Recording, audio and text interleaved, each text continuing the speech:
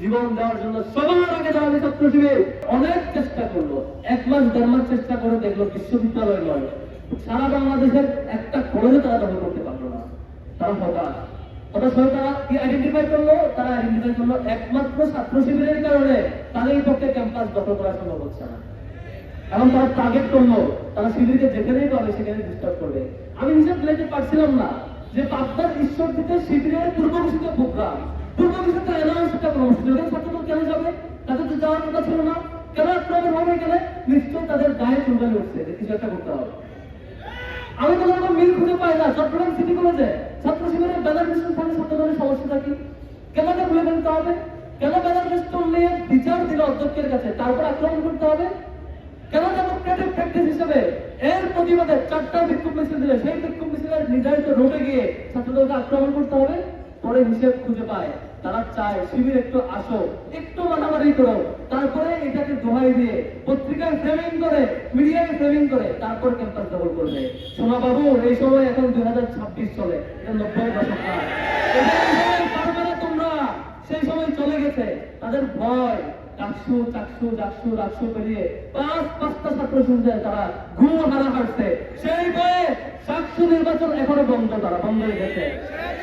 তারা আমার মনে হয় দুইটার কোনো একটা হতে পারে, চিত্র দুইটা, ছাত্র দলের জন্য অপশন দুইটা। হয় আপনারা দ্রুত মারামারি করবেন, সংঘাত তৈরি করবেন, প্রত্যেকটা ক্যাম্পাসে মারামারি হবে, একটা পর্যায়ে গিয়ে সকল শিক্ষার্থীদের মুখোমুখি হয়ে ক্ষমতার অর্ধেকই আপনাদের পালায় যাওয়া লাগবে।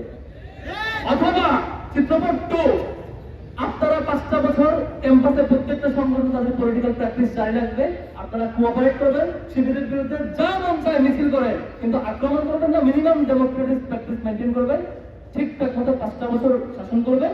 আগামী 5 বছর পরে দেখা যাবে জনগণ কি সিদ্ধান্ত নেয়। অন্তত মাঝ পথে পালানোর ইতিহাস তৈরি হওয়া লাগবে না। এই দুটো অপশন আপনাদের আছে। যদি আপনারা দ্বিতীয় পথ অবলম্বন করেন, যদি আপনারা গণতান্ত্রিক প্র্যাকটিসকে মূল্যায়ন করেন, সম্মান জানান, আপনারা স্বাভাবিক নীতিমালা অনুযায়ী করেন, তাহলে আপনাদেরকে সহযোগিতা করবো। আর যদি বিপরীতটা করেন, জুলাইয়ে দেখেছেন আপনারা আমরা কেমন করে ফেসিবাদের বিরুদ্ধে লড়াই ছিলাম, আপনারা আমাদের সহযোগিতা ছিলেন। প্রত্যেকটা স্ট্র্যাটেজি আপনারাও জানেন কেমন করে ফেসিবাদের বুক ঘাট ধরে কেটে নামাইতে হয়, সেটা আপনারাও দেখেছেন। আমরা সেটা আবারও অ্যাপ্লাই করতে হবে, বুঝতে পারি। সুতরাং সাবধান হয়ে যান। আপনাদেরকে অনুরোধ করবো, যে কাজ করেছেন গত কয়েকদিন, কালকে যে কাজ করেছেন থানার মধ্যে গিয়ে ওসির রুমে আইনি সহযোগিতা চায় যে শিক্ষার্থীদের আক্রমণ, সেটা আওয়ামী লীগ 15 বছর বিশ্ববিদ্যালয় ইতিহাসে সেটা করে না। তারা করেছিল বাইরে আক্রমণ করেছে, এখানে আক্রমণ করেছে, থানার ভিতরে ওসির রুমে আক্রমণ ইতিহাস আমরা দেখি নাই। আমরা দেখি নাই সাংবাদিকদেরকে এভাবে সংঘবদ্ধভাবে আক্রমণ করা। আপনারা অনেক দূর পথ পাড়ি দিয়ে ছাত্রলীগকেও ছাপিয়ে গেছেন, যেটা খুব ভয়ঙ্কর ব্যাপার। আমরা সত্যিকার অর্থে ছাত্র শিবির যেটা আমরা আশা করি জনাব তারেক রহমান এবং বিএনপি যে ক্ষমতায় আসছে, আমরা এখন আশা করি আপনারা ইতিবাচক ভাবে ভালোভাবে পরিচালনা করেন, ফেসিবাদী মডেল ফলো করেন না।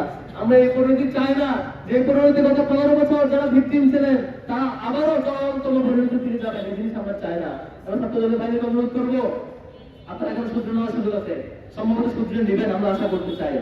আগের প্রশিক্ষণ, আগের সেই ফেসিবাদ তাড়ানোর কৌশল, আগের যে সাহস, আগের যে রক্ত দেওয়ার প্রশিক্ষণ, আগের যে জীবন দেওয়ার সেই সাহসী স্লোগান ছাত্র শিবির ভুলে যায় না, যাবে ওরা, সাবধান হয়ে যান। আমাদের বিশ্ববিদ্যালয়ের বিসিকে বলবো, সম্মানিত বিসি মহোদয়, আপনি দায়িত্বে আসছেন, বিশ্ববিদ্যালয়ের দুইটা ইতিহাস আছে। একটা ইতিহাস হলো বিশ্ববিদ্যালয়ের দায়িত্ব আসার পরে কিছুদিনের পরে বিসি তার দায়িত্ব নিয়ে পালায় যেতে বাধ্য হয়েছে, দায়িত্ব পালন করতে পারে নাই, এবং অসংখ্য বিসি বিশ্ববিদ্যালয়ের ইতিহাসে আছে। আবার এমন বিসিও আছে যার দায়িত্বের সমাপ্তিতে বিশ্ববিদ্যালয়ের শিক্ষার্থীরা অশ্রুসিক্ত নয়নে দোয়া করেছে। আপনি নিজে সিদ্ধান্ত নেবেন মাননীয় বিসি মহোদয়, আপনি কোন বিসি হইতে চান? অর্ধেক পথে পালাতে হয় কেমন বিসি হতে চান? তাকে দায়িত্ব শেষ করে শিক্ষার্থী আপনার জন্য দোয়া করবে, সে বিসি হতে চান, আপনি ডিসাইড করবেন। তবে ছাত্র শিবির শিক্ষার্থীদেরকে বলতে চাই, আমরা ছাত্র শিবির আজকে ডাকসুর এই সামনে দাঁড়িয়ে শপথ করছি, বিশ্ববিদ্যালয়ের কোন শিক্ষার্থীকে গণরময় ভিকটিম হইতে দিব না ইনশাআল্লাহ। আমাদের জীবন থাকতে এই ক্যাম্পাসে গেস্ট রুম দিতে দিব না ইনশাআল্লাহ। আমাদের শিক্ষার্থী ভাই বোনেরা, আপনারা আস্থা রাখতে পারেন, আপনাদের জীবন নিয়ে ভয় পাওয়ার কিচ্ছু নাই। আপনার সাহসের সাথে অন্যায়ের বিরুদ্ধে দাঁড়াবেন, ঢাল হয়ে থাকবে ছাত্র শিবির।